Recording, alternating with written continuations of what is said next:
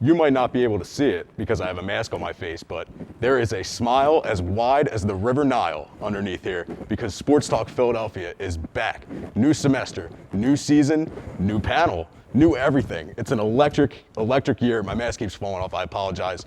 My nose might pop out. Don't worry about it.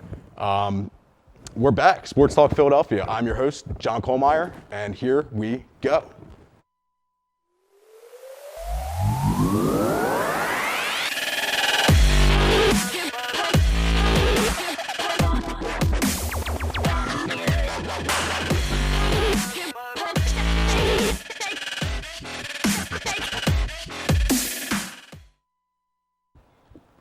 So yes, we are back after a brief stint on Zoom. Didn't go as well as I was hoping, but we're back in studio anyway. Let's do a little recap from the last time we talked in November. The Flyers and the Sixers both started. Sixers had a draft and then came back like 2 weeks later. It was pretty crazy. And this new meme was born, McGregor, after last weekend. It's one of my favorite memes, actually, in a long time. Look at that. It's him sleeping in school. Okay. Yeah, we are back. The Sixers are a quarter of the way through the season, so let's talk a little bit of them. First place, and I'm here with Caleb Flagger, my co-producer, and my remote correspondents, Aiden Tiksinski, like Mike Krzyzewski, and Shane Nolan are here to talk about the Sixers too. Caleb, let's start with you. The Sixers are 12-6, first in the Eastern Conference. Why don't you tell me what you think the strengths of this team are and how you think they will be going forward? Yeah, I think if you're a Sixers fan, you're really pleased with the way the Sixers have been playing so far this season. Big change from last season, as you've seen. Brett Brown's not there. Doc Rivers is now the coach. And you have a lot of shooters now. You've seen Danny Green, Seth Curry have been really shooting the ball well this season. And that's what the Sixers really struggled with last year, is not shooting the ball well, because you had Ben Simmons, Embiid, and Al Horford clogging the paint. You don't have that anymore. You have a lot of shooters on the team. Also, you have Embiid playing at MVP caliber level, and if you don't believe that, then you haven't really been watching basketball this season, as the Sixers are 0-4 without Embiid this season, and they're 12-4 with him. He's averaging 28 points per game with 11.5 rebounds a game. The points, that's 5th best in the NBA. Rebounds, 7th best. He also this season has 3 straight games of 30 points and 10 rebounds, and the last players to do that were Wilt Chamberlain and Charles Barkley. So that's Hall of Fame caliber players he's playing up to right now. So. Yeah, and speaking of Embiid, let's throw it over to Aiden. There is a lot of hype for Embiid as a MVP candidate. Do you think that the hype is real? Is it warranted? I definitely think that the hype is real. He is playing, as you guys said, at a very MVP-type level. And the other thing, too, the Sixers just don't look the same when he's off the floor. You said that they're 0-4, but it's even more than that. The offense just doesn't look the same. Dwight Howard, when he plays Embiid's minutes, he's more of like a backup role at this point in his career. He's definitely not a starter. The Sixers don't really have that much depth at center outside of Embiid. So I definitely think that he is an important part of the team, and it's showing as they're first place in the conference. And what about you, Shane? Do you think the hype for Embiid is real? Yeah, I have to agree with what Aiden said. The way Joel Embiid is playing, he's definitely playing a MVP-type season. Yes, and not only Embiid is a big plus always, of course. The team made a lot of acquisitions this season, none less than Doc Rivers over Brett Brown. Brett Brown also got off to a few hot starts in his career, I believe. But should we be expected to believe that Doc Rivers is a huge improvement over Brett Brown? Is that a fair statement to make? I believe it is, because if you look at it, every night this team has came out so far, they've played their A game, or at least played up to the potential. And if you look at what their 6 losses they have on the year, most of those games that they lost, they had COVID protocol players out. So if you take that away and they had their starters for most of those games, it could be a lot different story. You're looking at 1 to 2 losses maybe. So I think Doc Rivers, he also utilizes the pick and roll action a lot more. I mean, last year you had Embiid shooting 6 threes a game, which you cannot do that. You have to keep him in the paint, do pick and rolls with the shooters. That creates a lot more space and a lot more open shots for the shooters. So Doc Rivers has definitely been a tremendous difference this year for the Sixers. Shane, we have a lot of talk about Tobias's improvement this year too. How much of that is attributable to Doc Rivers? I feel like he definitely seemed to be getting more out of Tobias. The way he did play under Brett Brown didn't seem that great, but I feel like Doc Rivers is just more of a players coach. So I feel like he's able to get more out of his players, especially Tobias. Aiden, any takes on Doc Rivers as a potential coach of the year? Can we even say that? I think we can. I think one of the things that he's done really well that Brett Brown struggled with is utilizing the bench. Martise Thybulle has definitely shown his three-point play is improved so much under Doc Rivers, and that was never really anything that was utilized by Brett Brown. I also think that the drafting has been better as well, but I think that's also Doc Rivers as a player development has been really good, and that's something that Brett Brown definitely struggled with when he was on the Sixers. Yeah, and speaking of the Sixers going forward, they are in first place, as we talked about already. How much can we expect? How warranted is the expectation that they'll stay in first place throughout the rest of the season? I mean, I believe that they're a good regular season team right now, but I just don't believe yet that they're a finals contender team. Ben Simmons is your second best player on the team. I think he's not a second best player on a team for a championship team, as we've shown. He doesn't have the offensive game yet. The Sixers need one more star player yet for me to say they're contenders, but they definitely should get a top 1 to 3 seed for the regular season. Who's the biggest obstacle to a 1 seed for them? Is it the Bucks? Or the Nets? I would say the Nets, especially if they get the Andre Drummond buyout. If you get him, that's adding more depth to that center position. You have 3 superstars on that team also. You have Kevin Durant, Kyrie Irving, and James Harden. Stop 2 of them, the third one's going to pop off on any given night, so it's going to be really hard to stop them. Yeah, and obviously a big game tonight coming up with the Lakers, a big test against the best record in the league. Sixers have the 4th best record in the league, so this will be really a good way to see just how much of a contender the Sixers are. So why don't we just go around the board real quick and get predictions from everyone. What do you think? I guess the game will already have been played by the time this airs, but we'll see. So Ben Simmons usually brings his A game when LeBron comes to town. So I'm hoping that the Sixers bring out this W. They're coming off a loss against the Pistons, so I think they're going to rebound nicely tonight. They have Embiid back. He's healthy. The whole starting lineup's back, so it should be a really good game tonight. I'm expecting the Sixers to pull it out. Aiden, what about you? I'm going with the Sixers as well. I think that, like you guys said, having Embiid back, but I also think that after coming off that loss, they haven't lost back-to-back games when they have their entire team besides when they were on COVID protocol. So I think they'll win tonight. And Shane? I'm actually going to say that the Lakers are going to win tonight. Like you said, they're the best team in the league. And, I mean, the Pistons game, I mean, it probably wasn't their best game, but I just don't think they bounce back tonight. All right, and moving from one seed team to kind of a disappointing team on the year, we'll move into the Flyers. Flyers sitting at a what record? 4-2-1 record. They just won last night. 3rd place in the newly formed Eastern Division. I mean, the record doesn't look too bad, but obviously there are some early season woes for the Flyers.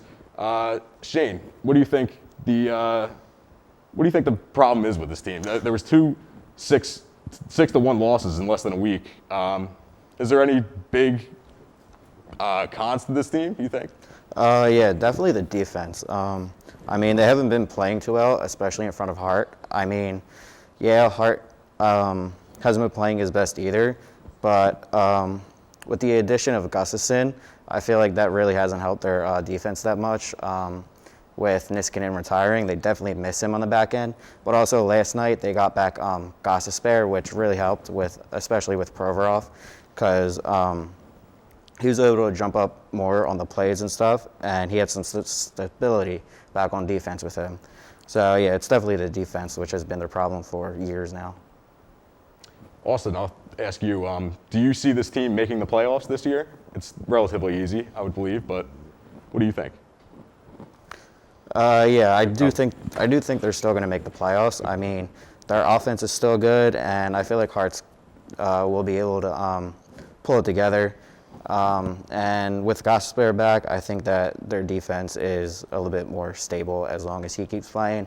And obviously, with Couturier out and Myers out, it's not really helping that much. But once they get them back, they'll definitely be a better team than what they are.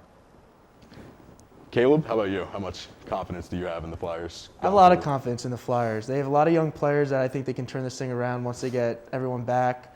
You have Travis Konechny playing really well. He's scoring a lot of goals this year so far. And if you look at their 2 losses, they were back-to-back against the Bruins. They're the second-place team in the conference right now also. So I think to start the season when the Flyers beat the Penguins twice, a lot of Flyers fans kind of jumped the gun thinking they're the best team in the NHL. Just got to take a step back a little bit and see how the season plays out. But they should be steady going forward.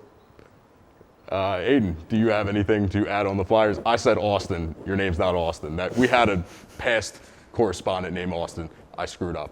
Aiden, what do you think? All good. I do have a lot of confidence in the Flyers. I mean, this was a team that was 1 game away from going to the Eastern Conference Championship last year. Up until the COVID stop, they were playing the best hockey out of any team in the NHL. So I think, like Shane said, their defense definitely has to improve. I mean, this is a team that is allowing 35 shots a game while only taking 25. So that also tells me that their offense needs to start taking more shots as well. Offense is kind of a problem going forward, I would agree. But is there any worry with Carter Hart going forward? Carter Hart, we saw, had a little temper tantrum the other night. I don't know if you guys saw that video. It's pretty funny. Is there any goaltending worries for this team going forward? Shane? No, I don't think there are. Carter Hart's only 22 years old, and we've seen what he can do last season and his first season. I mean, he hasn't played a full 82-game season yet, and especially this year, it's not going to be a full 82-game season. They're only playing 56. But, I mean, it's only early into this season, and especially with Brian Elliott helping him and backing him up, he's going to pull through this. He's young. He's a great goaltender, and I think he'll definitely be able to get through this. Okay. Real fast, we'll just do a little prediction for the playoffs. What seed do you see the Flyers ending up in, Caleb? I'd say 3rd seed. 3rd seed? That's fair. Aiden? I think 3rd seed as well. Shane? I say the 2nd seed. All right. Little Flyers action here. We're going to throw it to break real fast, and then when we come back, we'll talk about the Eagles' new few different hires, especially Nick Sirianni. That's after this break.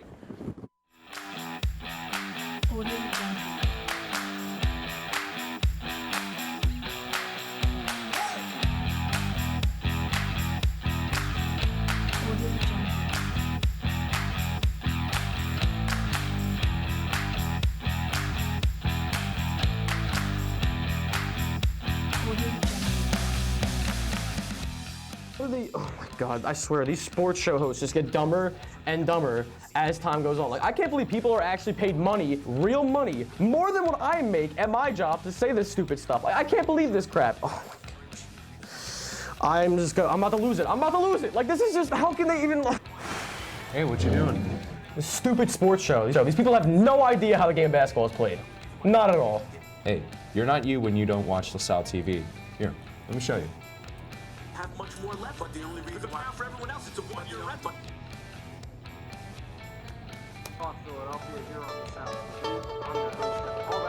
Feel better now? Better.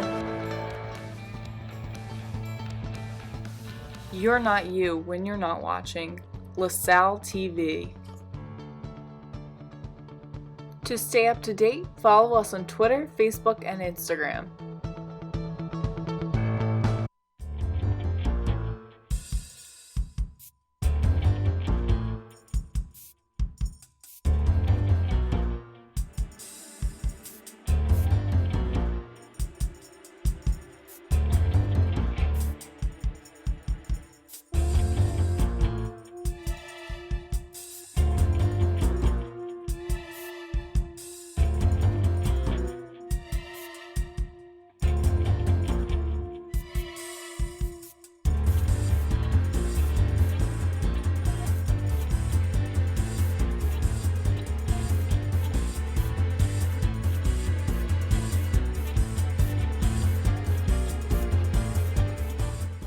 Exposure to blue light can mess with your sleep and memory cycle, so make sure you limit your screen time at least 2 hours before you go to bed.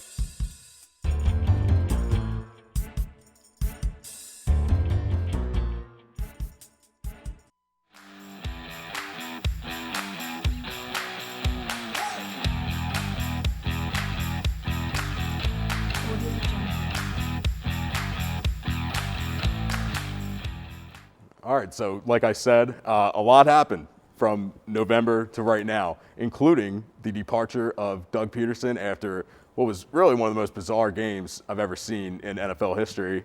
And maybe we'll talk about that. But also they hired a new coach from the Colts, Nick Sirianni. Look at him, handsome man, only 39 years old, former Colts offensive coordinator. Let's talk about Nick. Do you like the hire or not, Caleb? I think a lot of Eagles fans were kind of confused at first because there's a lot of other good options out there. But if you do your research on it, he is a pretty good coach. He was offensive coordinator for the Colts.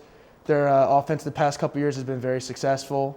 He did a great job with Phillip Rivers this year, utilizing him in his last season in the NFL.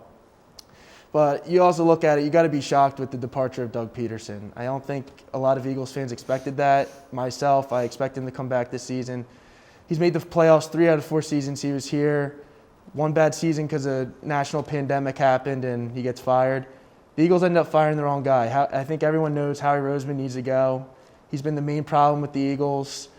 I mean, he's drafted no Pro Bowlers in the past 4 or 5 years. So you would have went Howie and keep Doug? Yeah, I would have fired Howie and kept Doug Peterson, but that's not what Jeffrey Lurie wanted. So we'll see how it works out. But I mean, I think you can change all the coaching staff you want on the Eagles, but if you still have the same football and general managers drafting the players we have on the team, not a lot's going to change. Do you think that Week 17 game had anything to do with Doug's firing, or was it going to happen anyway? I believe that had nothing to do with Doug Peterson's firing that game. I think I wanted him to lose a game. I mean, I wanted a better draft pick, but you look at it. I think him and Jeffrey Lurie just had 2 different visions for the team. Jeffrey Lurie looked like he wants to not be good next year and wants to build for the future, while Doug Peterson wanted to do an immediate rebuild and try to be a Super Bowl contender again next year. So it looked like they just had 2 different visions. I don't really think that Week 17 game had a lot to play with it. Definitely a conflict of visions for this team. Aiden, what about you? Do you like this hire or not? I'm not a huge fan of this hire. I personally think that there was much better options out there, whether or not they wanted to come. I know Josh McDaniels, the current Patriots offensive coordinator, was a name that popped up, although he does pop up whenever there's supposed to be a new coaching hire. Deuce Staley, who was the Eagles running back coach and assistant head coach, was another name that came up. That was someone that I think a lot of Eagles fans really wanted. This is a guy that played for the Eagles. He coached the Super Bowl team. And our running backs were really underrated, but he helped a lot of guys like Boston Scott and Corey Clement, guys that weren't necessarily star running backs, actually be decent starters as fill-ins when they needed to be.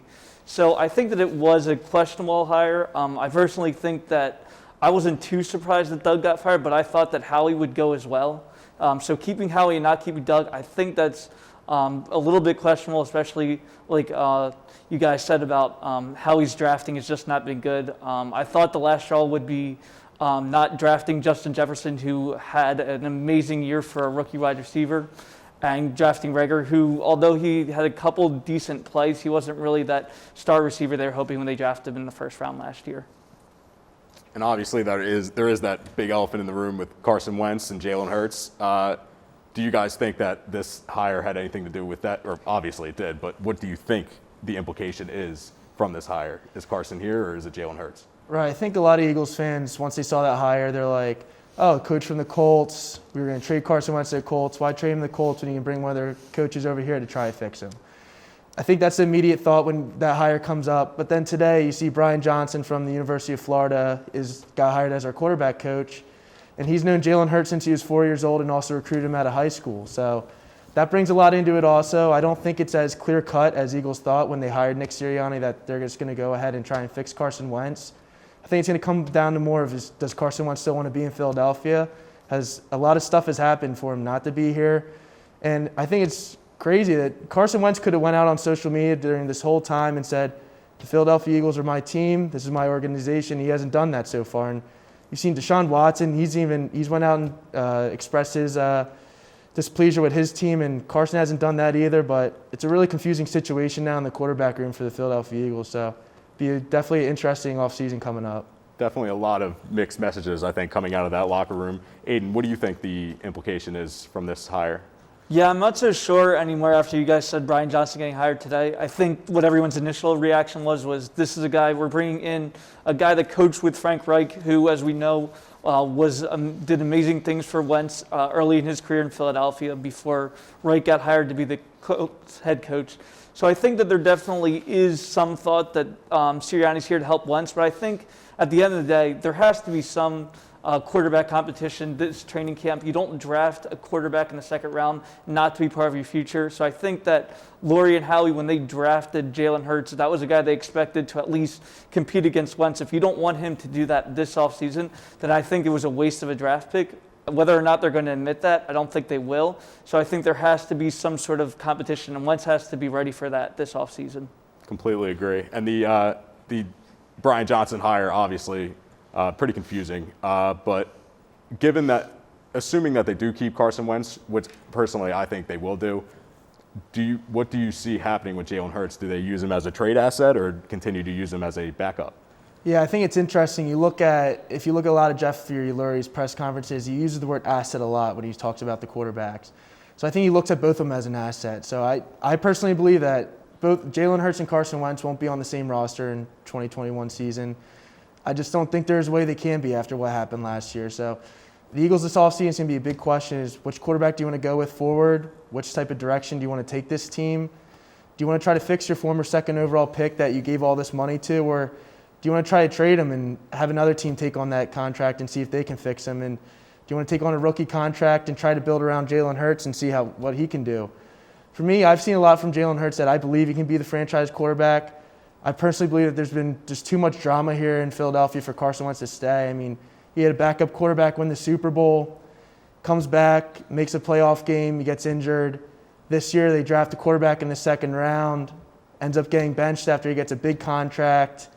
Quarterback comes in, wins a few hard games. I mean, just doesn't look good for Carson Wentz and his confidence. I mean, it might just be best for a change in scenery for him going forward. I agree. All right, we're going to move into Fast Five now, final segment of the show. 5 quick questions and 5 quick opinions. Here we go.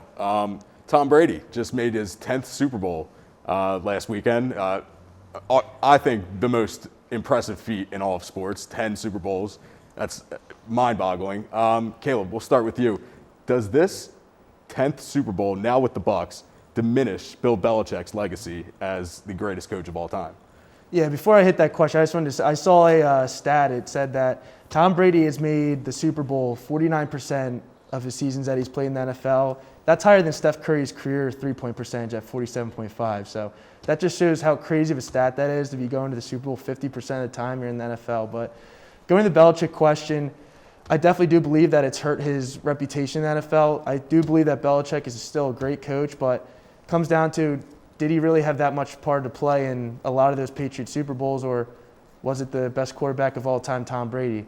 He's 42 years old, and he just picked a team that didn't even make the playoffs last year. Obviously, they had a bunch of really good assets and additions, but definitely Tom Brady making his 10th Super Bowl definitely hurt Bill Belichick. I agree. And the Phillies did sign JT Realmuto yesterday to a 5-year deal, $115 million.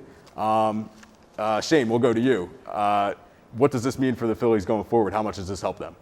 I mean, I think it helps them a lot because before they signed him, it looked like Andrew Knapp was going to be the starting catcher going into the season, and he isn't the best catcher in baseball, but JT Realmuto is, and he's great at defense, he's great at hitting, and it definitely helps him in the catcher spot and obviously in the lineup.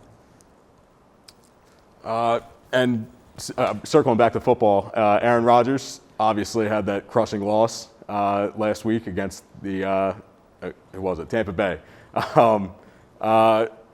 Is Rodgers' future in Green Bay uncertain? And if it's not, should he leave Green Bay? Aiden, we'll go to you. Yeah, I think that this is this type of question. I think it's honestly an insult to Aaron Rodgers. I think that he's going to stay on the Packers. I think that it would hurt the Packers' legacy if they didn't re-sign him. They drafted Jordan Love last offseason, and Rodgers in return put up an MVP-type year that he put up at the beginning of his career. So I think that he is going to stay. I think it would be ridiculous if the Packers decided to not re-sign him. All right, we'll go back to you, Caleb. Obviously, the Sixers chose not to deal Ben Simmons this with the James Harden talk. With the trade deadline, I believe it's March 25th. Do the Sixers make any moves, do you see? I think it'll be really interesting to see if the Sixers make many moves. Like I said earlier, I believe they do need one more star player. Whether you have to give up Ben Simmons to get that star player or not, that is a question. But if you look at Ben Simmons, his game has not improved over the past whatever seasons he's played in. That should be a big worry with the Sixers, as his trade value might start to plummet as he's showing no improvement over these years. So they might need to trade Simmons while he's got his value high, but they definitely need to make a move at the trade deadline. All right, and last one, Patrick Mahomes made his second Super Bowl in his first 3 years as a starter, which is very impressive, obviously. Aiden, we'll go to you. Is there any quarterback you see in the future that could possibly top Mahomes or challenge him as the number one quarterback in the league? I think the one quarterback that can at this point would be Josh Allen, quarterback for the Buffalo Bills. Played him in the AFC Championship last week. Didn't go too well for him. But I think that the way that he's played, he's progressed, it could definitely be comparable to Mahomes at some point in his career. All right, and with that, that is the end of our episode. Some bumps along the way. I don't know where to look all the time, but Sports Talk Philadelphia will buffer out the kinks, and we're excited to be back, and thank you for joining us this week. I am John Colmeyer once again. What are you doing?